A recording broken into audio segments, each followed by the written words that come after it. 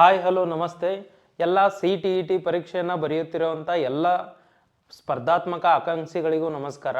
ಇಲ್ಲಿ ನೋಡಿ, ಈಗಾಗಲೇ ಏನಂತಂದಾಗ CTETಗೆ ರಿಲೇಟೆಡ್ ಆಗಿ ಒಂದಿಷ್ಟು ವಿಡಿಯೋಗಳನ್ನು ಮಾಡಿದ್ವಿ. ಇಲ್ಲಿ ಸಮಾಜ ವಿಜ್ಞಾನಕ್ಕೆ ಸಂಬಂಧಿಸಿದಂತೆ CTETಯಲ್ಲಿ ನೀವು ಈ KTETಯ ಸಿಲೆಬಸ್ಗೊಂದು ಓದಿದರೆ ಆಗೋದಿಲ್ಲ. ಅದಕ್ಕೋಸ್ಕರ ಆ ಸಿಲೆಬಸ್ಗೂ ಮತ್ತು ಈ ಸಿಲೆಬಸ್ಗೂ ಏನು ಡಿಫ್ರೆನ್ಸ್ ಇದೆ ಅಂತ ನೋಡ್ತಾ ಹೋಗ್ಬೇಕಾಗ್ತೈತಿ. ಅದು ಒಂದು.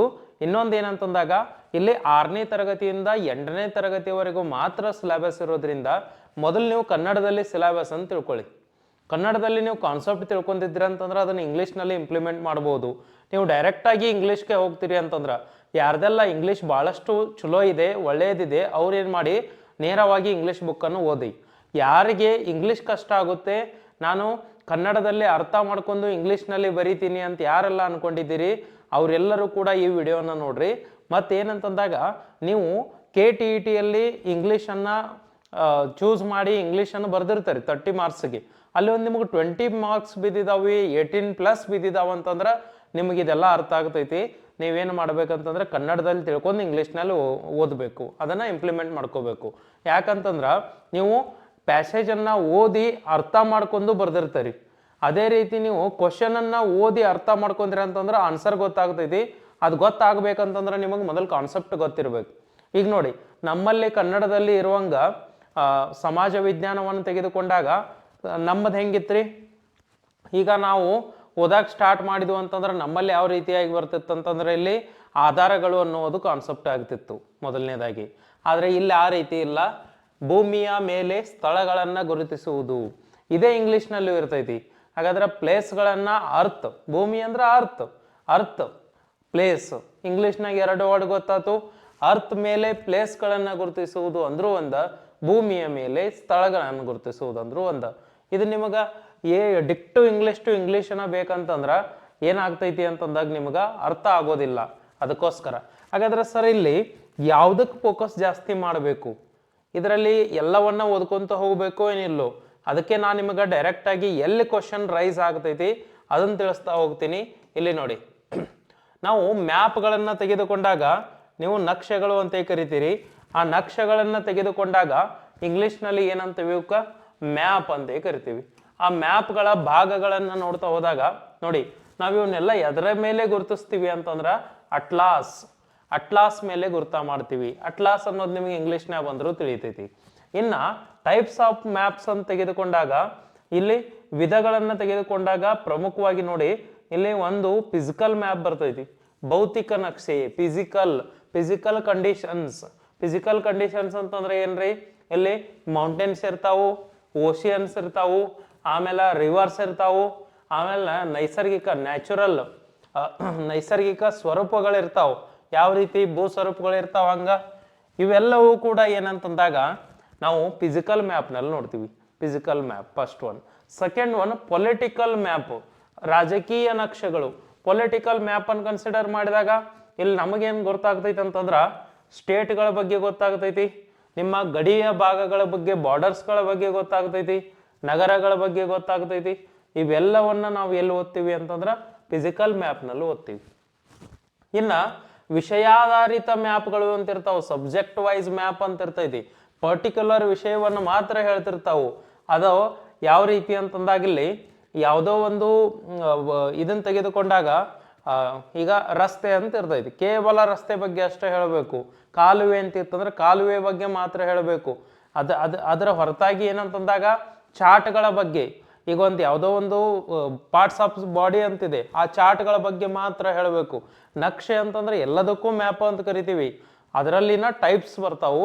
ಈ ರೀತಿ ಏನಂತಂದಾಗ ಸ್ಟೇಟ್ಮೆಂಟ್ ವೈಸ್ ಏನಾದರೂ ಕೊಟ್ರಂತಂದ್ರೆ ಹಿಂಗೆ ಕೊಟ್ಟಿರ್ತಾರೋ, ಆದರೆ ಚಾನ್ಸಸ್ ಭಾಳ ಕಡಿಮೆ. ಇಂಟ್ರೊಡಕ್ಷನ್ ಇದೆ ಅಂತ ಹೇಳ್ತಾ ಹೋಗತ್ತೀನಿ. ಇದು ನೋಡಿ, ಈ ರೀತಿಯಾಗಿ ಇದನ್ನ ನಿಮಗೆ ಸಿಂಪಲ್ ಆಗಿ ಅರ್ಥ ಆಗ್ತೈತಿ, ಅಂಡರ್ಸ್ಟ್ಯಾಂಡ್ ಆಗ್ತೈತಿ ಇದೆಲ್ಲ. ಇಲ್ಲಿ ನೋಡಿ 3 ಭಾಗಗಳನ್ನು ಮಾಡಿದ್ದೀವಿ ನಕ್ಷೆಗಳಲ್ಲಿ. ಒಂದು ದೂರ, ಇನ್ನೊಂದು ದಿಕ್ಕು, ಇನ್ನೊಂದು ಚಿಹ್ನೆ. ಏನೇನು ತಿಳಿಸ್ತೈತಿ ನೋಡಿ, ಒಂದು ಡಿಸ್ಟನ್ಸ್ ಬಗ್ಗೆ ತಿಳಿಸ್ತೈತಿ, ಇನ್ನೊಂದು ಡೈರೆಕ್ಷನ್ ಬಗ್ಗೆ ತಿಳಿಸ್ತೈತಿ, ಇನ್ನೊಂದು ಸಿಂಬಾಲ್ಸ್ಗಳು ಇರ್ತಾವೆ. ಇಷ್ಟೆಲ್ಲ ಮ್ಯಾಪ್ನಾಗ ಇರ್ತಾವೆ. ಡಿಸ್ಟನ್ಸ್ ಇರ್ತೈತಿ, ಎಲ್ಲಿಂದ ಎಷ್ಟು ದೂರ ಇದೆ ಅಂತೇಳಿ. ಡೈರೆಕ್ಷನ್ ಇರ್ತೈತಿ, ಅಲ್ಲಿ ಸಿಂಬಾಲ್ಸ್ಗಳು ಇರ್ತಾವೆ. ಅದೆಲ್ಲದ್ರ ಬಗ್ಗೆ ಮಾಹಿತಿಯನ್ನು ನೋಡ್ಕೊಂತ ಹೋಗ್ಬೇಕು. ಒಂದು ಮ್ಯಾಪ್ ಅಂತ ತೆಗೆದುಕೊಂಡಾಗ ಇಷ್ಟೆಲ್ಲ ಮಾಹಿತಿ ಇರ್ತೈತಿ. ಯಾಕಂತಂದ್ರೆ ನೀವು ಎಲ್ಲರೂ ಕೂಡ CTET ಬರೀ KTET ಬರೀರಿ, ನೀವೆಲ್ಲ ಟೀಚರ್ ಆಗ್ಬೇಕಂತ ಮಾಡಿದ್ದೀರಿ ಅಂತಂದ್ರೆ ಇದಿಷ್ಟಾದ್ರೂ ಗೊತ್ತಿರ್ಬೇಕು. ಇದು ನೋಡಿ, ನಾವು ಕನ್ನಡದಲ್ಲಿ ತೆಗೆದುಕೊಂಡಾಗ ಒಟ್ಟು 4 ಮುಖ್ಯ ದಿಕ್ಕು, 4 ಉಪದಿಕ್ಕು ಅಂತ ಕರಿತೀವಿ. 4 ಮುಖ್ಯ ದಿಕ್ಕು, 4 ಉಪದಿಕ್ಕುಗಳು. ಇಲ್ಲಿ ನೋಡಿ, ಗಡಿಯಾರದ ದಿಕ್ಕಿನಲ್ಲಿ ಪೂರ್ವ, ದಕ್ಷಿಣ ಮತ್ತು ಪಶ್ಚಿಮಕ್ಕೆ ಚಲಿಸುತ್ತವೆ ಅಂತ ಕೊಟ್ಟಿದ್ದಾನು. ನೋಡಿ, ಇವೇನಂತಂದಾಗ ಉತ್ತರ ಮೇಲ್ಭಾಗದಲ್ಲಿ ಮತ್ತು ಗಡಿಯಾರದ ದಿಕ್ಕಿನಲ್ಲಿ ಪೂರ್ವ, ದಕ್ಷಿಣ. ಈಗ ನಿಮ್ಗೆ ಈಗಾಗಲೇ ದಿಕ್ಕುಗಳ ಬಗ್ಗೆ ಮಾಹಿತಿ ಇರ್ತೈತಿ. ಇದಕ್ಕೆ ಏನಂತ ಕರಿತೀವಿ ನಾವು? ಈಸ್ಟ್ ಅಂತ ಕರಿತೀವಿ. ಇದು ವೆಸ್ಟ್ ಅಂತ ಕರಿತೀವಿ. ಈಸ್ಟ್, ವೆಸ್ಟ್, ನಾರ್ತ್, ಸೌತ್, ಇದಿಷ್ಟು ದಿಕ್ಕುಗಳು ಅಂತೂ ಎಲ್ಲರಿಗೂ ಗೊತ್ತಿರ್ತಾವ. ಇಲ್ಲಿ ಉಪದಿಕ್ಕುಗಳು, ಇಲ್ಲಿ ಈಶಾನ್ಯ ಅಂತ ಕೊಟ್ಟಿದ್ದಾನೆ ನೋಡಿ, ಇವ್ರಿಗೆ ಏನಂತಾರೋ ನಾರ್ತ್ ಈಸ್ಟ್ ಅಂತ ಕರಿತೀವಿ. ಇದಕ್ಕೆ ಈಶಾನ್ಯಕ್ಕ ನಾರ್ತ್ ಈಸ್ಟ್ ಅಂತ ಕರೆದು, ಇನ್ನ ಆಗ್ನೇಯಕ್ಕ ಸೌತ್ ಈಸ್ಟ್ ಅಂತ ಕರಿತೀವಿ. ಇಲ್ಲಿ ನೈಋತ್ಯಕ್ಕ ಸೌತ್ ವೆಸ್ಟ್ ಅಂತ ಕರಿತೀವಿ. ವೆಸ್ಟ್ ಸೌತ್ ಅಂತ ಕರೆಯೋದಿಲ್ಲ, ಸೌತ್ ವೆಸ್ಟ್ ಅಂತ ಕರಿತೀವಿ. ಇಲ್ಲಿ ವಾಯುವ್ಯಕ್ಕೆ ವೆಸ್ಟ್ ನಾರ್ತ್ ಅಂತ ಕರೆಯೋದಿಲ್ಲ, ನಾರ್ತ್ ವೆಸ್ಟ್ ಅಂತ ಕರಿತೀವಿ. ನಮ್ಮ ಕನ್ನಡದಲ್ಲಿ ತೆಗೆದುಕೊಂಡಾಗ ವಾಯುವ್ಯ, ಈಶಾನ್ಯ, ಆಗ್ನೇಯ, ನೈಋತ್ಯ ಉಪದಿಕ್ಕುಗಳು ಅಂತ ಕರಿತೇವೆ. ಆದ್ರೆ ಇಲ್ಲಿ ನೋಡಿ, ವಾಯುವ್ಯ ಅನ್ನಕ್ಕೆ ಏನಂತ ಕರೆದ? ನಾರ್ತ್ ವೆಸ್ಟ್, ಈಶಾನ್ಯ ನಾರ್ತ್ ಈಸ್ಟ್, ಪೂರ್ವ ಇದು ಆಗ್ನೇಯ ಸೌತ್ ಈಸ್ಟ್, ನೈಋತ್ಯ ಸೌತ್ ವೆಸ್ಟ್, ಈ ರೀತಿ ಕರೀತಾ ಬರ್ತಾರ. ಏನಿಲ್ಲ, ಇದನ್ನ ಇಲ್ಲಿ ಕೊಟ್ಟಿರ್ತಾರ. ಇಲ್ಲಿ ನೋಡಿ, ಅಷ್ಟ ದಿಕ್ಕುಗಳು ಅಂತ ಕೊಟ್ಟಿದ್ದಾನೆ. ಕಾರ್ಡಿನಲ್ ಡೈರೆಕ್ಷನ್ಸ್ ಅಂತ, ಕಾರ್ಡಿನಲ್ ಡೈರೆಕ್ಷನ್ಸ್ ಅಷ್ಟ ದಿಕ್ಕುಗಳು. ಇನ್ನ ಕಾರ್ಡಿನಲ್ ಪಾಯಿಂಟ್ ಅಷ್ಟ ಬಿಂದುಗಳು. ಕಾರ್ಡಿನಲ್ ಡೈರೆಕ್ಷನ್, ಕಾರ್ಡಿನಲ್ ಪಾಯಿಂಟ್, ಇದು ಎಲ್ಲಿ ಅಂತಂದಾಗ ದಿಕ್ಕು ಡಿರೆಕ್ಷನ್ಗಳನ್ನು ನೋಡುವಾಗ. ಇಷ್ಟೇ, ಬಹಳಷ್ಟು ಸಿಂಪಲ್ ಇರ್ತೈತಿ, ತಿಳ್ಕೊಂಡು ಓದ್ಬೇಕು. ಇದನ್ನು ಎಲ್ಲವನ್ನ ಓದ್ತಾ ಕುಂದ್ರೋದಿಲ್ಲ. ಇಲ್ಲಿ ನೋಡಿ, ಈಗ ಮ್ಯಾಪ್ನಿಂದ ಆಗುವಂಥ ಯೂಸ್ಗಳನ್ನು ಕೇಳಿದಾರೆ. ಇದೇನು ಹೇಳ್ತೈತಿ ಅಂತ ಕೊಟ್ಟಿದ್ದಾನೆ. ಇದೆಲ್ಲ ಜಿಯೋಗ್ರಫಿ ಸ್ಟೂಡೆಂಟ್ಸ್ಗೆ ಇದೆಲ್ಲ ಗೊತ್ತೇ ಇರುತ್ತೆ. ಜಿಯೋಗ್ರಫಿ ನೀವು ಓದಿದಾರೆ ಅಂತಂದ್ರೆ ನಿಮ್ಗೆ ಇದೆಲ್ಲ ಗೊತ್ತಿರುತ್ತೆ. ಏನಂತಂದಾಗ ಇಲ್ಲಿ ನೋಡಿ, ರೈಲ್ವೆ ಲೈನ್ಸ್ಗಳ ಬಗ್ಗೆ. ಹಾಗಾದ್ರೆ broad gauge, metre gauge, narrow gauge. Broad gauge, metre gauge, narrow gauge ಅಂತ ಇರ್ತೈತಿ. ಲೈಟ್ ಗೇಜ್ ಇರ್ತೈತಿ. Light, broad, metre, narrow. ಅದು ರೈಲ್ವೆಯ ಏನು ಟ್ರ್ಯಾಕ್ ಇರ್ತಾವ ನೋಡ್ರಿ, ಆ ಟ್ರ್ಯಾಕ್ ಮೇಲೆ ಏನ್ ಮಾಡ್ತಾರ ಅಂತಂದ್ರ ಒಂದು ಕಂಬಿಯಿಂದ ಇನ್ನೊಂದು ಕಂಬಿ ಇರುವಂತ ಡಿಸ್ಟೆನ್ಸ್ ಮೇಲೆ ಏನ್ ಮಾಡ್ತೀವಿ? Broad gauge, metre gauge, narrow gauge, light gauge, ಇಷ್ಟು ಗೇಜ್ಗಳನ್ನು ಮಾಡಿರ್ತೀವಿ. ಇಲ್ಲಿ ನೋಡಿ, ಇದು ತಿಳಿಸ್ಕೊಡ್ತೈತಿ ಆ ಲೈನ್ಗಳ ಬಗ್ಗೆ ಮಾಹಿತಿ ಅಂತ ತಿಳಿಸ್ಕೊಡ್ತೈತಿ. ಇಲ್ಲಿ ರೈಲ್ವೆ ನಿಲ್ದಾಣ, ರೈಲ್ವೆ ಸ್ಟೇಷನ್ ಈ ರೀತಿ ಇತ್ತಂದ್ರೆ ರೈಲ್ವೆ ಸ್ಟೇಷನ್ ಅಂತ. ಇನ್ನು ರಸ್ತೆಗಳು, ಲೋಹದ ರಸ್ತೆ, ಅಲೋಹದ ರಸ್ತೆ. ರಸ್ತೆಗಳಲ್ಲಿ ಈ ರೀತಿಯಾಗಿರೋವು, ಈ ರೀತಿಯಾಗಿರೋವು. ಎಲ್ಲಾದ್ರೂ ಮೆಟಲ್ ಇತ್ತಂತಂದ್ರ ಆ ರೀತಿ. ಇನ್ನು ಬಾರ್ಡರ್ಸ್ ಅಂತ ತೆಗೆದುಕೊಂಡಾಗ ಇಂಟರ್ನ್ಯಾಷನಲ್, ಸ್ಟೇಟ್ ಮತ್ತು ಡಿಸ್ಟ್ರಿಕ್ಟ್. International, state, district. ನೋಡಿ ಬಾರ್ಡರ್ಗಳು, ಇದು ಇಂಟರ್ನ್ಯಾಷನಲ್ ಸಿಂಬಾಲ್ ಮಾಡ್ತೈತಿ, ತೋರಿಸ್ಕೊಡ್ತೈತಿ. ಇದು ನಮ್ಮ ಗಡಿಯ ಒಳಗಿನ ತೋರಿಸ್ಕೊಡ್ತೈತಿ. ಇದು ನಮ್ಮ, ಇದು ನೋಡಿ, ಇದು ಅಂತಾರಾಷ್ಟ್ರೀಯ, ಇದು ರಾಷ್ಟ್ರೀಯ, ಇದು ರಾಜ್ಯ ಮತ್ತು ಜಿಲ್ಲಾ ರಸ್ತೆಗಳು. ಆ ರೀತಿಯಾಗಿ ತೋರಿಸ್ಕೊಡುವಂಥವು ಇನ್ನು ಇವು ಗಡಿಗಳ ಬಗ್ಗೆ. ಇನ್ನು ನದಿ, ಬಾವಿ, ಕೆರೆ, ಕಾಲುವೆ, ಸೇತುವೆ. ಈಗಾಗಲೇ ನಾವು ಡ್ಯಾಮ್ ಅಂತ ಕರಿತೀವಿ, ಕೆನಾಲ್ ಅಂತ ಕರಿತೀವಿ, ಆಮೇಲೆ ಲೇಕ್ ಅಂತ ಕರಿತೀವಿ, ರಿವರ್ ಅಂತ ಕರಿತೀವಿ. ಈ ರೀತಿ ಬಾವಿಗಳು, ನದಿಗಳು, ಕೆರೆಗಳು ಇವೆಲ್ಲದರ ಬಗ್ಗೆ. ವೆಲ್, ಬೋರ್ವೆಲ್ ಅಂತೇವ್ ನೋಡ್ರಿ. ವೆಲ್ ಅಂತಂದ್ರೆ ಬಾವಿ, ವೆಲ್, ಬೋರ್ವೆಲ್ಸ್. ಈ ರೀತಿ ಸಿಂಬಾಲ್ಗಳು ಇವನ್ನೆಲ್ಲ ನಿಮಗೆ ಇದೇನು ಇದೆಲ್ಲ ಈ ರೀತಿ ಪ್ರಶ್ನೆ ಬರ್ತೈತಿ ಏನ್ರಿ ಅಂತಂದ್ರೆ ಇಲ್ಲ, ಈ ರೀತಿಯಾಗಿ ಪ್ರಶ್ನೆ ಬರೋದಿಲ್ಲ. ಜಸ್ಟ್ ನಾವು ಅಬ್ಸರ್ವ್ ಮಾಡ್ತಾ ಇದ್ದೀವಿ. ಇಲ್ಲಿ ನೋಡಿ, ದೇವಾಲಯ, ಚರ್ಚು, ಮಸೀದಿ, ಛತ್ರಿಗಳು ಅಂತ ಕೊಟ್ಟಿದ್ದಾರೋ. ಛತ್ರಗಳು ಅದಾಗೂ ಆಗ್ಬೇಕದು, ಅಂಚೆ ಕಚೇರಿ, ಇವೆಲ್ಲ ಜಸ್ಟ್ ನೀವು ನೋಡ್ತಾ ಹೋಗ್ಬೇಕು. ಸರ್ ಕ್ವಶನ್ ಎಲ್ಲಿ ರೈಸ್ ಆಗ್ತೈತ್ರಿ? ಕ್ವಶನ್ ರೈಸ್ ಆಗೋದು ನೋಡ್ಬೇಕು. ನೋಡಿ, ಭೂಮಿಯ ನಕ್ಷೆ ಅಂತ ತೆಗೆದುಕೊಂಡಾಗ ಭೂಮಿ ಹೆಂಗೈತಿ ಅಂತೇಳಿ ಕೇಳಿದಾರು. ಆ ಭೂಮಿಯ ನಕ್ಷೆ ಮೇಲೆ ಏನು ಇದಾಗೋದಿಲ್ಲ. ಭೂಮಿಯ ಆಕಾರ ಯಾವುದಂತಂದ್ರೆ ಈಗಾಗಲೇ ನಿಮಗೆ ಗೊತ್ತಿದೆ, ಜಿಯಾಡ್ ಆಕಾರ ಐತಿ. ಇದನ್ನ ನೆನ್ಪಿಟ್ಬೇಕು ನೀವು. ಯಾವ ಆಕಾರ? ಜಿಯಾಡ್. ಭೂಮಿ ಜಿಯಾಡ್ ಎನ್ನುವಂಥ ಆಕಾರವನ್ನು ಹೊಂದೈತಿ ಅಂತ ನೆನ್ಪಿಡ್ರಿ. ಇದ ಇಂಗ್ಲೀಷ್ನಾಗ ಕೇಳ್ತಾರ. ಭೂಮಿಯ ಯಾವ ರೀತಿ ಆಕಾರ, ಯಾವ ಶೇಪ್ದಾಗ ಐತೆ ಅಂತ ಕೇಳ್ತಾರೋ, ಜಿಯಾಡ್ ಅಂತ ಮುಗಿದೋತು. ಇದಿಷ್ಟು. ಇಲ್ಲಿ ನೋಡಿ, ಈ ನಕ್ಷೆಗಳನ್ನು ಅರ್ಥ ಮಾಡ್ಕೊಳ್ಳೋದು ಇದೆಲ್ಲ ಓದ್ಕೊಂತ ಕುಂದ್ರೋಂಗಿಲ್ಲ. ಕ್ವಶನ್ ಎಲ್ಲಿ ಬರ್ತಾವ ಅಲ್ಲಿ ಓದ್ಬೇಕು. ಅಕ್ಷಾಂಶಗಳು ಅಂತ ಕೊಟ್ಟಿದ್ದಾನೆ ನೋಡಿ. ಇವು ಏನಂತಂದಾಗ ಇಮ್ಯಾಜಿನರಿ ಲೈನ್ಸ್. ಇವು ಅಕ್ಷಾಂಶ ಅಥವಾ ಅಕ್ಷಾಂಶ ಮತ್ತು ರೇಖಾಂಶಗಳು. ಅಕ್ಷ ಅಂತಂದಾಗ ಇದು ಎಲ್ಲಿಂದ ಎಲ್ಲಿಗೆ ಎಳಿತಾರ್ರಿ ಅಂತಂದಾಗ ವೆಸ್ಟ್ದಿಂದ ಈಸ್ಟ್ಗೆ ಎಳೆದಿರ್ತಾರೆ. ವೆಸ್ಟ್ದಿಂದ ಈಸ್ಟ್ ಅಂತಂದಾಗ ಇಲ್ಲಿ ನೋಡಿ, ಇವನ್ನ ಪೂರ್ವದಿಂದ ಪಶ್ಚಿಮಕ್ಕೆ ಅಥವಾ ಪಶ್ಚಿಮದಿಂದ ಪೂರ್ವ ಅಂತ ನೆನ್ಪಿಟ್ಬಿಡ್ರಿ. ಪಶ್ಚಿಮದಿಂದ ಪೂರ್ವ ಆಗಲಿ, ಪೂರ್ವದಿಂದ ಪಶ್ಚಿಮ ಆಗಲಿ, ಇವು ಇಮ್ಯಾಜಿನರಿ ಲೈನ್ಸ್. ಇವಕ್ಕೇನಂತ ಕರಿತೇವ್ರಿ? ಲ್ಯಾಟಿಟ್ಯೂಡ್ ಅಂತ ಕರಿತೀವಿ ನೋಡ್ರಿ. Latitude and longitude. ಲ್ಯಾಟಿಟ್ಯೂಡ್ಗಳದಾವು. ಎಷ್ಟು ಇದ್ರೊಳಗೆ ಏನು ನೆನಪಿಡ್ಬೇಕು ನೀವು? ಇಂಪಾರ್ಟೆಂಟ್ ಆಗಿರುವಂಥ ಪ್ರಶ್ನೆಗಳನ್ನ ನೆನಪಿಡಬೇಕು.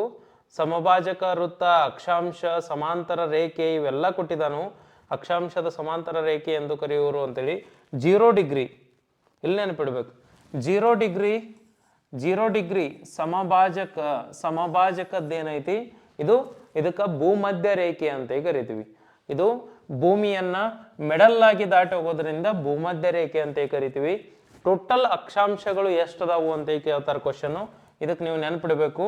ಇಲ್ಲಿ ನೋಡಿ, ಒಂದು ನಾವು ಮ್ಯಾಪ್ ಅಂತ ತೆಗೆದುಕೊಂಡಾಗ ಇಲ್ಲಿ ನೋಡ್ಬೇಕು. ಇದನ್ನ ಈ ರೀತಿ ನಾವು ಅರ್ತ್ ಅನ್ನು ಕನ್ಸಿಡರ್ ಮಾಡಿದಾಗ 2 ಪಾರ್ಟ್ಸ್ ಮಾಡ್ತೀವಿ, 2 ಪಾರ್ಟ್ಸ್ ಮಾಡ್ತೀವಿ.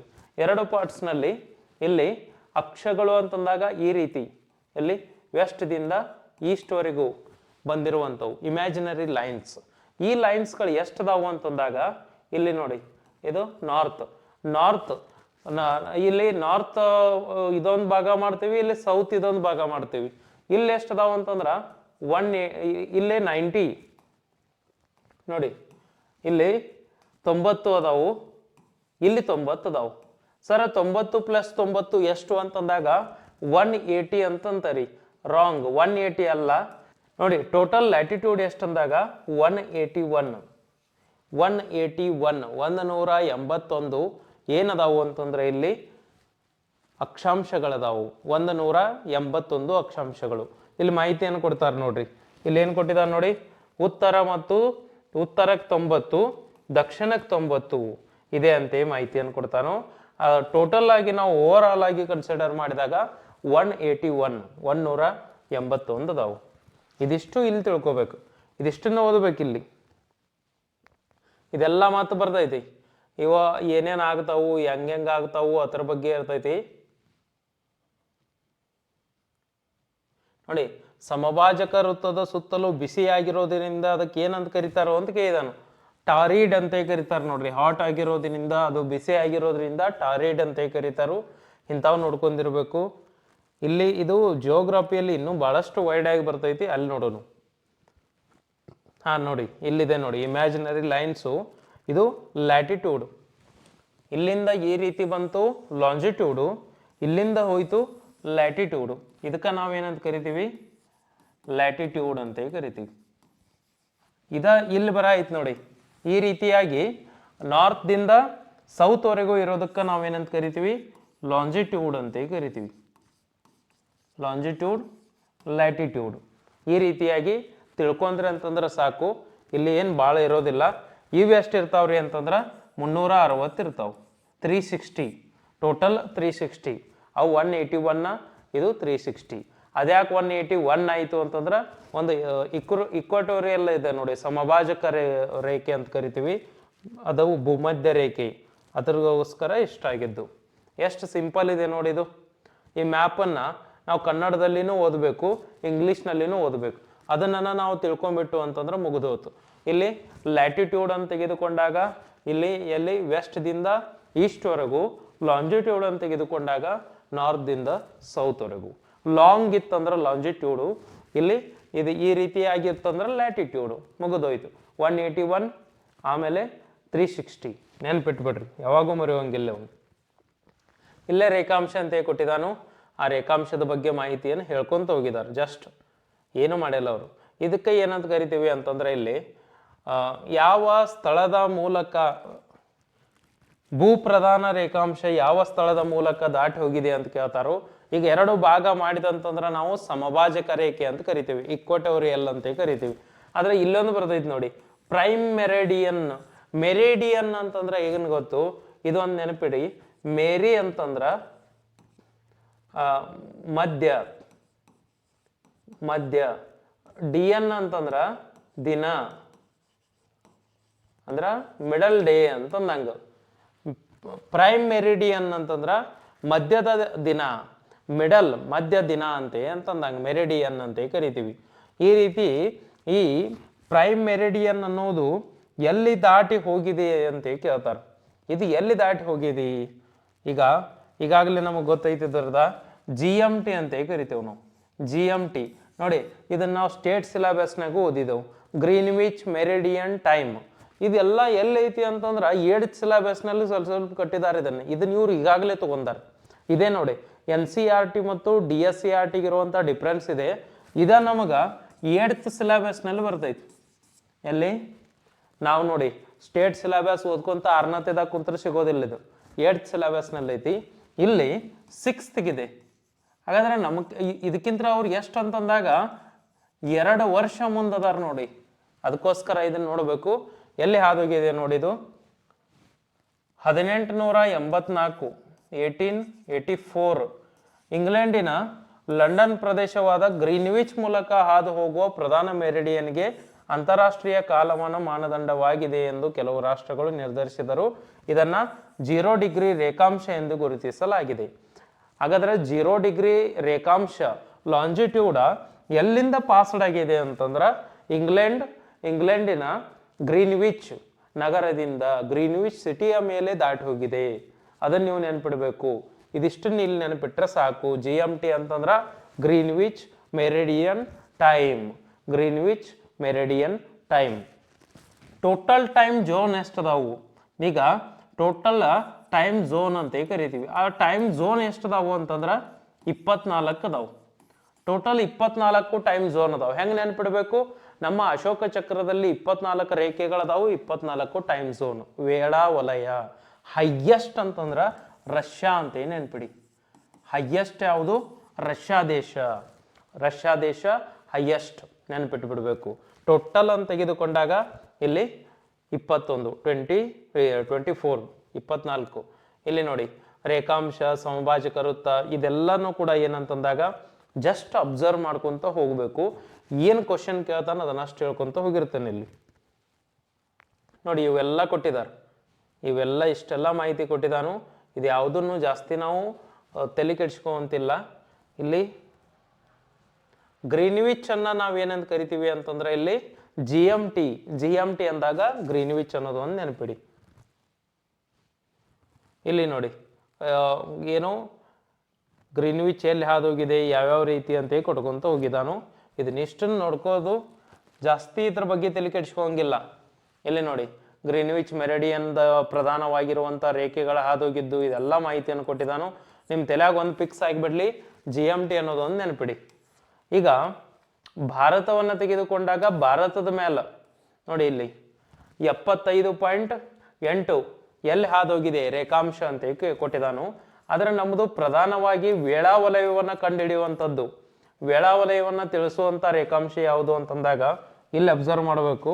ಜಸ್ಟ್ ಅಬ್ಸರ್ವ್ ಮಾಡಿ. ಇಲ್ಲಿ 8th ಸ್ಟೂಡೆಂಟ್ಗನ ಇಷ್ಟು ಜಿಯೋಗ್ರಫಿ ಕೊಟ್ಟಿದ್ದಾರೆ ನೋಡಿ. ಅಲ್ಲಿ ನೋಡ್ಕೋಬೇಕು ನೀವು. ಇಲ್ಲಿ ಏನಾಕೈತೆ ಅಂತಂದ್ರ ಪ್ರಯಾಗರಾಜ್ 82.30 ಅಂದ್ರು ಒಂದ, 82.5 ಅಂದ್ರು ಒಂದ ಡಿಗ್ರಿ. ಇದು ಎಲ್ಲಿ ದಾಟಿ ಹೋಗಿದೆ ಅಂತಂದ್ರ ಈ ರೀತಿಯಾಗಿ ದಾಟಿ ಹೋಗ್ತೈತಿ. ಇದು ಎಲ್ಲಿ ಅಂತಂದಾಗ ಪ್ರಯಾಗ್ರಾಜ್ ನೆನ್ಪಿಡ್ಬೇಕು ನೀವು. ಪ್ರಯಾಗ್ರಾಜ್ ಮೇಲೆ ಹಾದೋಗೈತಿ. ಇದು ಏನಂತಂದಾಗ ನಮ್ದು Indian standard time, IST, Indian standard time ನೆನ್ಪಿಟ್ಬಿಡ್ಬೇಕು ನೀವು. IST ಎಲ್ಲಿ ಹಾದೋಗಿದೆ ಅಂತಂದ್ರ ಉತ್ತರ ಪ್ರದೇಶದ ಯುಪಿಯ ಪ್ರಯಾಗ್ರಾಜ್. ಇದು ನೆನಪಿರ್ಬೇಕು. ಪ್ರಯಾಗ್ರಾಜ್ ಮೇಲೆ ಹಾದೋಗೈತಿ. ಇದಕ್ಕೆ ನಾವೇನಂತ ಕರಿತೀವಿ ಅಂತಂದ್ರ IST ಅಂತ ಕರಿತೀವಿ. IST ಅಂತಂದ್ರೆ ಏನು? Indian Indian standard time, Indian standard time ಅಂತ ಕರಿತೀವಿ. ಹಾಗಾದ್ರೆ ಭಾರತ ಹೊಂದಿರುವಂಥ ವೇಳಾವಲಯ ಟೈಮ್ ಝೋನ್ ಅಂತ ಕರಿತೀವಿ. ಟೈಮ್ ಝೋನ್, ಎಷ್ಟು ಟೈಮ್ ಝೋನನ್ನು ಭಾರತ ಹೊಂದಿದೆ ಅಂತಂದ್ರೆ ಒಂದು. ಆ ಒಂದು ಟೈಮ್ ಝೋನ್ ಯಾವುದು? IST, Indian standard time. ಎಲ್ಲಿ ಹಾದೋಗಿದೆ? UP, ಉತ್ತರ ಪ್ರದೇಶ್, ಪ್ರಯಾಗ್ರಾಜ್ಗೆ ಇದಕ್ಕಿಂತ ಮುಂಚೆ ಏನಂತ ಕರಿತಾ ಇದ್ರು ಅಂತಂದ್ರೆ ಅಲಹಾಬಾದ್ ಅಂತ ಕರೀತಿದ್ರು. ಇದಿಷ್ಟು ನೆನಪಿಟ್ರೆ ಅಂದ್ರೆ ಸಾಕು, ನೀವು ಜಾಸ್ತಿ ಓದೋ ಅವಶ್ಯಕತೆನೇ ಇಲ್ಲ. ಹಾಗಾದ್ರೆ ಸ್ಟೇಟು ಅದ, ಸೆಂಟ್ರಲ್ಲು ಅದ. ಈಗ ನಾ ಹೇಳೋದು ನಿಮ್ಗೆ ಏನಾಗ್ತೈತಿ ಅಂತಂದಾಗ, ಸರ ಏನ್ರಿ ಎಲ್ಲ ಕನ್ನಡನಾಗ ಹೇಳತ್ತಾರೆ ಅಂತಾರಿ, ನಿಮಗೆ ಕನ್ನಡ ಅರ್ಥ ಆಗ್ಲಿಲ್ಲ ಅಂದ್ರೆ ಇಂಗ್ಲೀಷ್ ಓದೋದೇ ಇಲ್ಲ. ನೀವು ಕನ್ನಡನಲ್ಲಿ ಕ್ಲಾಸ್ ಕೇಳಿ ಇಂಗ್ಲೀಷ್ ಬುಕ್ಕನ್ನು ರೆಫರ್ ಮಾಡ್ರಿ, ಮುಗಿದು ಹೋತು. ನಿಮಗೆ ಭಾಳಷ್ಟು ಯೂಸ್ ಆಗ್ತೈತಿ. ನೋಡಿ, ಸಮಯ ವಲಯಗಳನ್ನು ಅರ್ಥ ಮಾಡಿಕೊಳ್ಳುವುದು ಹೇಗೆ ಅಂತ ಕೊಟ್ಟಿದ್ದಾನು. ಟೋಟಲ್ ಟೈಮ್ ಝೋನ್ಗಳನ್ನು, ಟೈಮನ್ನು ಹೆಂಗೆ ಅರ್ಥ ಮಾಡ್ಕೋದು ಅಂತಂದಾಗ ನೋಡಿ, ಇಲ್ಲೈತಿ ನೋಡಿ, ಸಮಯವನ್ನು ಯಾವ ರೀತಿ ತಿಳ್ಕೊತೀವಿ ನಾವು ಅಂತ ಕೇಳಿದಾನು. ಇಲ್ಲಿ ನೋಡ್ಕೋಬೇಕು, ಇದನ್ನು ಅಬ್ಸರ್ವ್ ಮಾಡ್ಬೇಕಿಲ್ಲಿ ಏನು ಕೊಟ್ಟಿದ್ದಾನೆ ನೋಡಿ. ಇಲ್ಲಿ ಜಿಯೋಗ್ರಾಫಿ ಇರೋದ್ರಿಂದ ಒಂದು ಸ್ವಲ್ಪ ಇದ್ರ ಬಗ್ಗೆ ಕ್ಲಿಯರ್ ಆಗಿ ತಿಳ್ಕೊಂಬಿಡಿ. ಟೋಟಲು 360 ಡಿಗ್ರಿ ಅದಾವು. 360 ಡಿಗ್ರಿ ಅದಾವು. ಇಲ್ಲೈತಿ ನೋಡಿ, 360 ಡಿಗ್ರಿ ಅದಾವು. ಆದ್ದರಿಂದ ಇದರ ಅರ್ಥ ಗಂಟೆಗೆ 15 ಡಿಗ್ರಿ ಅಂತ ತಿರುಗುವಂಥದ್ದು. 360 ಇಂಟು 24, ಇಲ್ಲಿ ನೋಡಿ 15 24 ಮಾಡಿದಾನೆ. ಇದನ್ನ ನಾವು ಏನು ಮಾಡ್ಕೋದು, ಇಲ್ಲಿ 360 ಬರ್ಬೇಕಂತಂದ್ರೆ 15 ಇಂಟು 24. ಯಾಕಂತಂದ್ರೆ ಲ್ಯಾಟಿಟ್ಯೂಡ್ ಮತ್ತು ಲಾಂಜಿಟ್ಯೂಡ್ ಮೇಲೆ ಡಿಸೈಡ್ ಆಗ್ತೈತಿ. ಇಲ್ಲಿ ಲಾಂಜಿಟ್ಯೂಡ್ ಎಷ್ಟು ಹಾದೋಗಿದಾವೆ ಅದನ್ನ ನೀ ಕನ್ಸಿಡರ್ ಮಾಡಿದಾಗ ಇಲ್ಲಿ ನಿಮಗೆ ಉತ್ತರ ಬರ್ತೈತಿ. ಇವೆರಡನ್ನು ನಾವು ಇಂಟು ಮಾಡಿದಾಗ ಈ ಉತ್ತರ ಬರ್ತೈತಿ. ಅದನ್ನು ನೋಡ್ಕೋಬೇಕು ನಾವು. ಇಲ್ಲಿ ಕೊಟ್ಟಿದ್ದಾನೆ ನೋಡಿ, ಅಂದ್ರೆ 1 ಗಂಟೆಗೆ 15 ಡಿಗ್ರಿ, 1 ಗಂಟೆಗೆ 15 ಡಿಗ್ರಿ ಅಂತ ಅಂದಂಗೆ. ಟೋಟಲ ಎಷ್ಟು ಗಂಟೆ? 24 ಗಂಟೆ. 24 ಗಂಟೆಗೆ ಏನಾಗ್ತೈತಿ ಅಂತಂದ್ರೆ ಇಲ್ಲಿ 1 ಗಂಟೆಗೆ 15 ಡಿಗ್ರಿ, 24 ಗಂಟೆಗೆ 360 ಡಿಗ್ರಿ ತಿರುಗ್ತೈತಿ ಭೂಮಿ. ರೊಟೇಟ್ ಆಗ್ಬೇಕಂತಂದ್ರೆ ಪರ್ 1 ಅವರ್ ಭೂಮಿ ರೊಟೇಟ್ ಆದಾಗ 15 ಡಿಗ್ರಿ ರೊಟೇಟ್ ಆಗ್ತೈತಿ. ಟೋಟಲ್ ಓವರ್ ಆಲ್ 360 ಡಿಗ್ರಿ ಇರೋದ್ರಿಂದ ಅದು ಎಷ್ಟು ಟೈಮ್ ರೊಟೇಟ್ ಆಯಿತು ಅಂತಂದ್ರೆ 24 ಟೈಮ್ ಏನಾಯ್ತು ಅಂತಂದ್ರೆ ಸ್ಲೋಲಿ ತಿರುಗಿತು. ಅಲ್ಲಿಗೆ 1 ದಿನ ಆಯಿತು ಅಂತ ಕೊಟ್ಟಿದ್ದಾನೆ. ಇದನ್ನಿಷ್ಟು ನೀವು ತಿಳ್ಕೊಬೇಕು. ಇಲ್ಲಿ ನೆಕ್ಸ್ಟು ಗ್ರೀನ್ವಿಚ್ ವೇಳೆ ಅಂತ ತೆಗೆದುಕೊಂಡಾಗ ನೋಡಿ, ಗ್ರೀನ್ವಿಚ್ ವೇಳೆ ಮಧ್ಯಾಹ್ನ 12 ಗಂಟೆ ಅಥವಾ ಮಧ್ಯಾಹ್ನವಾಗಿದ್ದರೆ ಅದು ಸ್ಥಳೀಯ ಸಮಯ ಮಧ್ಯಾಹ್ನ 1 ಅಥವಾ 15 ಡಿಗ್ರಿ ಪೂರ್ವದಲ್ಲಿ, ಮಧ್ಯಾಹ್ನ 2 ಗಂಟೆ ಅಥವಾ 2 ಗಂಟೆ 30 ಡಿಗ್ರಿ ಪೂರ್ವದಲ್ಲಿ ಇತ್ಯಾದಿಯಾಗಿರ್ತೈತಿ ಅಂತ ಕೊಟ್ಟಿದ್ದಾರೋ. ಇದ್ರ ಬಗ್ಗೆ ಎಲ್ಲ ಜಾಸ್ತಿ ತಲೆಗೆಡಿಸೋಂಗಿಲ್ಲ, ಇದನ್ನೆಲ್ಲ ಜಾಸ್ತಿ ನೋಡ್ಕೊಂತ ಕುಂದ್ರೋಂಗಿಲ್ಲ. ನೀವು ಜಸ್ಟ್ ಏನು ಅಬ್ಸರ್ವ್ ಮಾಡಬೇಕು, ಲ್ಯಾಟಿಟ್ಯೂಡ್ ಎಷ್ಟದಾವು, ಲಾಂಜಿಟ್ಯೂಡ್ ಎಷ್ಟದಾವು, ಮತ್ತು ಇನ್ನೊಂದೇನು GMT ಅಂದ್ರೆ ಏನು, IST ಅಂತ ಅಂದ್ರೆ ಏನು, IDL ಅಂತ ಬರ್ತೈತಿ. IDL ಅಂತ ಬಂದಾಗ ಅದನ್ನು ಹೇಳ್ತಾನೆ. IDL ಅಂತಂದ್ರೆ ಏನು, ಇದಿಷ್ಟನ್ನು ನೋಡ್ಕೊಂತ ಹೋಗ್ಬೇಕು. ಈ ಮಧ್ಯಾಹ್ನ ಇದೆ ನೋಡಿ, ಮಧ್ಯಾಹ್ನ 12 ಗಂಟೆ ಇರ್ತೈತಿ. ಇದಕ್ಕೆ ಸ್ಥಳೀಯ ರೇಖೆ ಅಂತ ಕರೀತಾರೆ, ಇಲ್ಲ ಸ್ಥಳೀಯ ಕಾಲ, ಲೋಕಲ್ ಟೈಮ್ ಅಂತ ಕರಿತಿರ್ತಾರೆ. ಇದಿಷ್ಟು ನೋಡ್ಕೋಬೇಕು, ಲೋಕಲ್ ಟೈಮ್ ಅಂತಂದ್ರೆ ಏನು ಅಂತೇಳಿ. ಇಲ್ಲಿ ನೋಡಿ IST ಬಂತು ನೋಡಿ, IST ಅಂತೇಳಿ ಈಗಾಗಲೇ IST ಬಗ್ಗೆ ಹೇಳಿದ್ದು. ಇಲ್ಲಿ ಇದ್ರೊಳಗೆ ನೋಡ್ಕೋಬೇಕು ನೀವು, ಪ್ರಮಾಣಿತ ಸಮಯವನ್ನು ಆಧರಿಸಿದೆ. ಪ್ರಮಾಣಿತ ಸಮಯ ಅಂತಂದ್ರೆ ಟೈಮ್ ಝೋನ್ಗಳು. ಪ್ರತಿಯೊಂದು ದೇಶ ಅದರದೇ ಆದಂಥ ಟೈಮ್ ಝೋನನ್ನು ಇಟ್ಕೊಂಡಿರ್ತೈತಿ. ಯಾಕಂತಂದ್ರೆ ಟೈಮು ಲಾಂಜಿಟ್ಯೂಡ್ ಮೇಲೆ ಡಿಸೈಡ್ ಆಗ್ತಾವು, ಯಾವ ರೀತಿ ಟೈಮ್ ವೇರಿಯೇಷನ್ ಆಗ್ತೈತಂತ. ಗ್ರೀನ್ವಿಚ್ ಸರಾಸರಿ ಸಮಯ GMT ನೋಡಿ, GMT ಇದು ಕೊಟ್ಟಿದ್ದಾನೆ ನೋಡಿ. IST Indian standard time, IST ಅಂತಂದ್ರೆ ಇಂಡಿಯನ್ ಸ್ಟ್ಯಾಂಡರ್ಡ್ ಟೈಮ್ 82.5 ಡಿಗ್ರಿ. ಇದು GMTಗಿಂತ ಎಷ್ಟು ಮುಂದಿದೆ ಅಂತ ಕೇಳ್ತಾರೆ. ಎಷ್ಟು ಮುಂದಿದೆ ಅಂತ ಕೇಳ್ತಾರೋ ಕ್ಲಿಯರ್ ಆಗಿ ನೆನಪಿಟ್ಕೋರಿ. 5 ಗಂಟೆ 30 ನಿಮಿಷ ಅಂದ್ರೆ 5 hours 30 minutes. 5 ಗಂಟೆ 30 ನಿಮಿಷ ಇಷ್ಟೇನೈತಿ ಮುಂದಿದೆ. ಇದಿಷ್ಟು ನೀವು ನೆನಪಿಟ್ಕೋಬೇಕು. 5 hours 30 minutes ಇದ್ರ ಬಗ್ಗೆ ತಿಳ್ಕೋಬೇಕು. ಇಲ್ಲಿ ನೋಡಿ, ಅದ್ರ ಬಗ್ಗೆ ನಾನು ಮಾಹಿತಿಯನ್ನು ಕೊಟ್ಕೊಂತ ಬಂದಿದ್ದಾರೋ. ಇದನ್ನೆಲ್ಲ ಭಾಳಷ್ಟು ತಲೆ ಕೆಡಿಸ್ಕೊಂಡು ಓದುವಂಗಿಲ್ಲ, ಏನು ಹೇಳ್ತೇವೆ ಅದಷ್ಟು ಮಾಡ್ಕೊಂಡ್ರೆ ಸಾಕು. ಇಲ್ಲಿ ನೋಡಿ ಎಲ್ಲ ಖಂಡಗಳ ಬಗ್ಗೆ ಕೊಟ್ಟಿದ್ದಾನು. ಇಲ್ಲಿರುವಂಥ ಟೈಮ್ ಝೋನ್ಗಳ ಬಗ್ಗೆ ಮಾಹಿತಿಯನ್ನು ಕೊಟ್ಕೊಂತ ಬಂದಿದ್ದಾರು. ಸಮಯದ ವಲಯ ನೋಡ್ರಿ, ಟೈಮ್ ಝೋನ್ಗಳು. ಟೈಮ್ ಝೋನ್ನಲ್ಲಿ ರಷ್ಯಾ ತೆಗೆದುಕೊಂಡಾಗ ಹೈಯೆಸ್ಟ್ ಟೈಮ್ ಝೋನ್ ರಷ್ಯಾ ಹೊಂದಿರುವಂಥದ್ದು. ಇದಿಷ್ಟು ನೋಡ್ಕೋಬೇಕಿಲ್ಲಿ. ಇನ್ನು ಇಂಟರ್ನ್ಯಾಷನಲ್ ಡೇ ಲೈನ್ ಅಂತೇಳಿ ಒಂದು ಬರ್ತೈತಿ ಕಾನ್ಸೆಪ್ಟ್. ಏನು ಕಾನ್ಸೆಪ್ಟ್ ಇಂಪಾರ್ಟೆಂಟ್ ಐತಿ ಅದಷ್ಟು ಹೇಳತ್ತನು. ಇದೆಲ್ಲ 8th ಬುಕ್ನಾಗ ಐತಿ ನೋಡ್ರಿ, 8th ಬುಕ್ನಾಗ ಐತಿ ಇದೆಲ್ಲ. ಎಲ್ಲೇ DSCRT. ಅದಕ್ಕೆ ಕೇಳಾಕತ್ತಿದ್ರಿ ನೀವು, ಸರ್ ನಾ DSCRT ಓದ್ತಾನೆ, ಇಲ್ಲಿದ್ದ ಸಿಲೆಬಸ್ಸು ಅದ NCERT ಟೈಪ್ ಐತಿ ಅಂತೇಳಿ. ಇಲ್ಲ, ಅದ ಬೇರೆ ಇದ ಬೇರೆ. ಇಲ್ಲಿ ನೋಡಿ ಏನು ಕೊಟ್ಟಿದ್ದಾನು, ಅಂತಾರಾಷ್ಟ್ರೀಯ ದಿನಾಂಕ ರೇಖೆ. ಅಂತಾರಾಷ್ಟ್ರೀಯ ದಿನಾಂಕ ರೇಖೆ ಅಂತಂದಾಗ ಇಂಟರ್ನ್ಯಾಷನಲ್ ಡೇಟ್ ಲೈನ್, ದಿನಾಂಕ, ಇಂಟರ್ನ್ಯಾಷನಲ್ ಡೇಟ್ ಲೈನ್. ಐಡಿಯಲ್ ಅಂತ ತೆಗೆದುಕೊಂಡಾಗ ಗ್ರೀನ್ವಿಚ್ 0 ಡಿಗ್ರಿಗೆ ಆಪೋಸಿಟ್ ಆಗಿ ಹಿಂದೆ ಎಳ್ದಾರ. Greenwich 0 degree. ಅದಾದ್ಮೇಲೆ ಈ ಸೈಡ್ ಬರೋ ಎಷ್ಟು ಅಂತಂದಾಗ ನೋಡಿ, ಈ ಸೈಡ್ 180, ಈ ಸೈಡ್ 180. ಈ 180 ಲಾಸ್ಟಿಗೆ ಕೂಡಿಸ್ತಾರ. ಆ ಕೂಡಿಸಿದಾಗ ಈ ರೀತಿ ಏನಾಗ್ತೈತಿ ಅಂತಂದ್ರ ಈ ರೀತಿ ಗೋಳ ಆಗ್ತೈತಿ. ಇಲ್ಲಿ ಇದ್ರ ಹಿಂದೆ ಏನೈತಿ ಅಂತಂದ್ರೆ 180 ಐತಿ. ಈ 180ಗೆ ಎಳೆದಿದ್ದನ ಐಡಿಯಲ್, 180ಗೆ ಎಳೆದಿದ್ದು ಐಡಿಯಲ್, ಇಂಟರ್ನ್ಯಾಷನಲ್ ಡೇ ಲೈನ್. ಯಾಕೆ ಇದನ್ನ ಎಳೆದ್ರು ಅನ್ನೋದು ಮೊದಲು ಕನ್ಫರ್ಮ್ ಆಗಿ ತಿಳ್ಕೊಬೇಕು. ನೀವು ಕ್ಲಾರಿಫಿಕೇಶನ್ ತಗೋಬೇಕಿಲ್ಲಿ. ಯಾಕೆ ಅದನ್ನ ಎಳೆದ್ರು ಅಂತಂದ್ರೆ ನ್ಯಾವಿಗೇಷನ್ ಮಾಡ್ತಿರ್ತಾರೆ ನೋಡ್ರಿ ನಾವಿಕರು, ಹಡಗಿನಲ್ಲಿ ಪ್ರಯಾಣ ಮಾಡುವಂಥ ನಾವಿಕರಿಗೋಸ್ಕರ. ಆಮೇಲೆ ಕೆಲವೊಂದಿಷ್ಟು ಖಂಡಗಳನ್ನು ಕಂಡುಹಿಡಿತಿರ್ತಾರೆ ಅವ್ರಿಗೋಸ್ಕರ. ಈ ವಿಜ್ಞಾನಿಗಳಿಗೋಸ್ಕರ ಏನು ಮಾಡಿದ್ರು ಅಂತಂದ್ರೆ ಇಲ್ಲಿ ಪ್ರತಿ ಸಲ ಏನಾಗ್ತಿತ್ತು ಅಂತಂದ್ರೆ, ಈಗ ನೋಡಿ ಫ್ರಂಟ್ ಇದ್ರಂತಂದ್ರ ಇಲ್ಲಿ GMT ಒಳಗಿದ್ರ ಅಂತಂದ್ರ ಅಲ್ಲಿ ಏನಾಗ್ತಿತ್ತು, GMT ಇಂದ ಭಾರತದ ಕಡೆ ಬಂದಂಗೆ ಏನಾಗ್ತಿತ್ತು, ಟೈಮು ಏನಾಗ್ತಾ ಬರ್ತಿತ್ತು ಅಂತಂದ್ರ ಇಲ್ಲಿ ಕಡಿಮೆ ಇರ್ತಿತ್ತು, ಇಲ್ಲಿ ಹೆಚ್ಚಿಗೆ ಇರ್ತಿತ್ತು. ಇಲ್ಲಿ ಟೈಮ್ ಕಡಿಮೆ ಇತ್ತು, ಇಲ್ಲಿ ಹೆಚ್ಚಿಗೆ ಇತ್ತು. ಇಲ್ಲಿ ನಾವು ಇಲ್ಲಿ ಬಂದಾಗ ಅವ್ನಿಗೆ ಏನಾಗ್ತಿತ್ತು, ಟೈಮ್ ಗೇನ್ ಆಗ್ತಿತ್ತು, ಜಾಸ್ತಿ ಸಿಗ್ತಿತ್ತು. ಸಪೋಸ್ ಇಲ್ಲಿ ಇಂಗ್ಲೆಂಡ್ನಿಂದ ಭಾರತಕ್ಕೆ ಬಂದಾಗ ಟೈಮ್ ಗೇನ್ ಆಗ್ತಿತ್ತು, ಟೈಮ್ ಜಾಸ್ತಿ ಸಿಗ್ತಿತ್ತು. ಅದೇ ಉಲ್ಟಾ ಹಿಂದೆ ಹೋದಾಗ ಅದ ಅಪೋಸಿಟ್ ಡೈರೆಕ್ಷನ್. ಅವೇನಾದರೂ ಈ ಭಾಗದಿಂದ ಇಂಗ್ಲೆಂಡ್ ಅಂತಂದ್ರೆ ಇಲ್ಲಿ ವೆಸ್ಟ್ ಭಾಗದಿಂದ ಈಸ್ಟ್ ಕಡೆ ಹೋದಾಗ, ಇಲ್ಲಿ ವೆಸ್ಟ್ದಿಂದ ಈಸ್ಟ್ಗೆ ಹೋದಾಗ ಗೇನ್ ಆಗ್ತಿತ್ತು. ಅದ ಬ್ಯಾಕ್ ಸೈಡ್ ವೆಸ್ಟ್ದಿಂದ ಈಸ್ಟಿಗೆ ಬಂದಾಗ ಲಾಸ್ ಆಗ್ತಿತ್ತು. ಅದಕ್ಕೋಸ್ಕರ ಆ ಟೈಮನ್ನು ಕರೆಕ್ಟಾಗಿ ಇಟ್ಕೋಬೇಕು ಅಂತೇಳಿ ಏನು ಮಾಡಿದ್ರು, IDL ಅಂತ ಜಾರಿಗೆ ತಂದರು. ಅದು 180 ಡಿಗ್ರಿ. 180 ಡಿಗ್ರಿಗೆ ನಾವು IDL ಅಂತ ಕರಿತೀವಿ. ಇದಿಷ್ಟು ನೆನಪಿಟ್ಬಿಡ್ರಿ. ಫ್ರಂಟ್ ಇತ್ತು GMT, ಫ್ರಂಟ್ ಇತ್ತಂದ್ರೆ GMT, ಬ್ಯಾಕ್ ಇತ್ತಂದ್ರೆ IDL. Simple, international date line ನೆನಪಿಟ್ಬಿಡ್ಬೇಕು.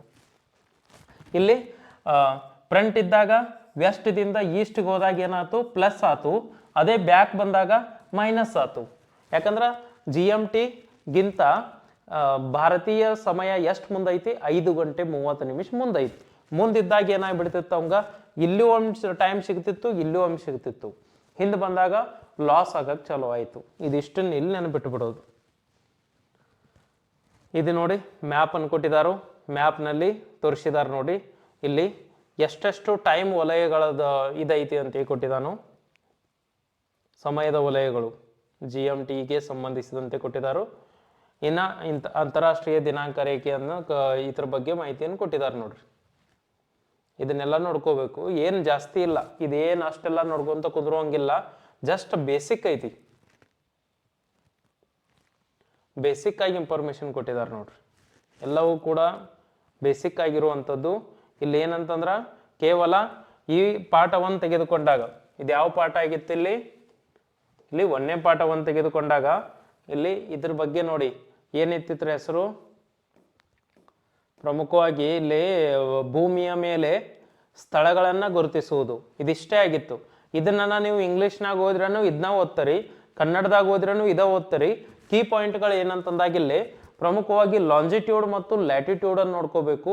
GMT ಅಂದರೆ ಏನು ನೋಡ್ಕೋಬೇಕು, GMTಗಿಂತ IST, Indian standard time, IST ಎಷ್ಟು ಅವರ್ ಮುಂದಿದೆ ಅಂತ ನೋಡ್ಕೋಬೇಕು.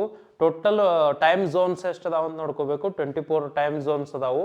ಇನ್ನು ಇಲ್ಲೇ IST, ಇನ್ನೊಂದು ಯಾವುದಂತಂದ್ರೆ ID, international date line, IDL ಅಂತ ಒಂದು ನೋಡ್ಕೊಳ್ಳಿ. ಇನ್ನು ವೆಸ್ಟ್ ಗೇನ್, ಈ ವೆಸ್ಟ್ದಿಂದ ಈಸ್ಟಿಗೆ ಬಂದಾಗ ಗೇನು, ಈಸ್ಟ್ದಿಂದ ಮತ್ತು ವೆಸ್ಟ್ದಿಂದ ಈಸ್ಟ್ ಬ್ಯಾಕ್ ಸೈಡ್ ಹೋದಾಗ ಲಾಸು, ಈ ರೀತಿ ತಿಳ್ಕೊಬೇಕು. ಇದನ್ನ ಮತ್ತೆ ಇನ್ನು ಡಿಟೇಲ್ ಆಗಿ ಏನಾಗ್ತೈತಿ ಅಂತಂದ್ರೆ ನೆಕ್ಸ್ಟ್ ಇದೇ ಮತ್ತು ಏಡ್ತದು ಬಂದಾಗ ಡಿಟೇಲ್ ಆಗಿ ಇರ್ತೈತಿ, ಅಲ್ಲಿ ಅದ್ರ ಬಗ್ಗೆ ನೋಡೋಣ. ನಿಮಗೆ ಏನಾದರೂ ಈ ವಿಡಿಯೋ ಚಲೋ ಅನ್ಸಿತ್ತಂತಂದ್ರೆ ಕ್ಲಾಸ್ಗಳನ್ನು ಕಂಟಿನ್ಯೂ ಮಾಡ್ತೀನಿ. ಇಲ್ಲ ಸರ ಇದೇನು ಬೇಡ ಅಂತ ಅನ್ನೋದಿತ್ತಂತಂದ್ರೆ ಇಲ್ಲಿಗೆ ಇದನ್ನ ಏನು ಮಾಡ್ತೇವೆ ಅಂತಂದ್ರೆ ಸ್ಟಾಪ್ ಮಾಡ್ತೀವಿ. ನಿಮ್ಮ ಒಪಿನಿಯನನ್ನು ಕಮೆಂಟ್ ಬಾಕ್ಸ್ನಲ್ಲಿ ತಿಳಿಸ್ರಿ, ಏನು ಮಾಡೋಣ ಅಂತ. ನಿಮಗೋಸ್ಕರ ಈ ವಿಡಿಯೋನ ಮಾಡಿದ್ದೀನಿ. ಇಲ್ಲಿ ಇದು NCERT ಸಿಲೆಬಸ್ ಇರುವಂಥದ್ದು. DSCERT ಓದಕ್ಕೆ ಹೋಗ್ಬೇಡ್ರಿ, ಇಲ್ಲಿ NCERT ಓದ್ರಿ, ಅಲ್ಲಿಂದನ ಕ್ವಶನ್ ಆಗ್ತೈತಿ. ನಾವು ಸ್ಟೇಟ್ ಸಿಲೆಬಸ್ ತೆಗೆದುಕೊಂಡಾಗ KTET ಏನಾದರೂ ಹೊರಗಿನ ಕ್ವಶನ್ ಆಗ್ತಾವೆ, ಬಟ್ CTET ಯಾವ ಒಂದು ಕ್ವಶನ್ನು ಹೊರಗಿನೂ ಆಗೋದಿಲ್ಲ, ಎಲ್ಲವೂ ಕೂಡ ಟೆಕ್ಸ್ಟ್ ಬುಕ್ನಾಗಿಂದ ಕ್ವಶನ್ ಆಗ್ತಾವೆ. ಅದಕ್ಕೋಸ್ಕರ ಟೆಕ್ಸ್ಟ್ ಬುಕ್ಕನ್ನು ರೆಫರ್ ಮಾಡಿರಿ, ಅದನ್ನು ಓದ್ಕೊಳ್ಳಿ. ನಿಮಗೆ ವಿಡಿಯೋ ಇಷ್ಟವಾಗಿತ್ತು ಅಂತಂದ್ರೆ ಲೈಕ್ ಮಾಡಿ ಮತ್ತು ಶೇರ್ ಮಾಡಿ. ನಿಮ್ಮ ಅನಿಸಿಕೆಯನ್ನು ಕಮೆಂಟ್ ಬಾಕ್ಸ್ನಲ್ಲಿ ತಿಳಿಸಿ. ನಮಸ್ಕಾರ.